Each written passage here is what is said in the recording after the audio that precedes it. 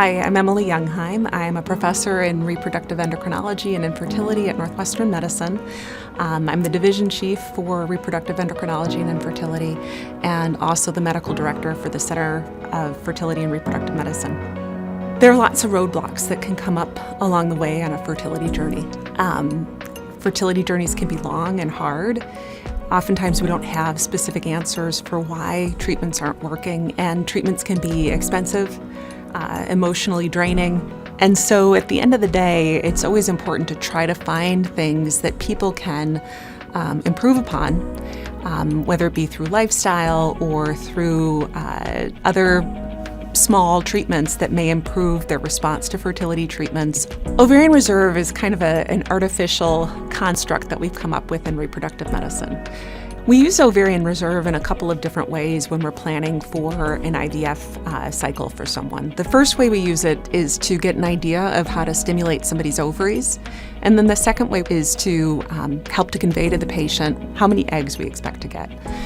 So we did a cross-sectional analysis of women in the Midwest who had normal menstrual cycles and normal reproductive histories, looking at dietary patterns and how those related to ovarian reserve.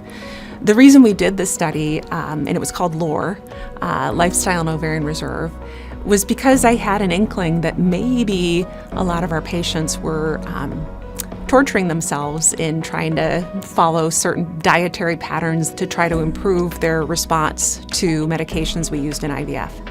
And so what we did was we had women fill out food frequency questionnaires, and then we measured antral follicle counts with ultrasound, and we also measured their AMH levels. And much as I had hoped to see, we found that women who were normal weight, what they ate in a daily basis for the year prior to measuring their ovarian reserve, there was no association there. However, what was really interesting was that in obese women, we found that healthier dietary patterns were associated with better ovarian reserve, suggesting to us that maybe for women who are obese, the answer isn't necessarily weight loss, which is what we often tell people to do, but healthier dietary patterns.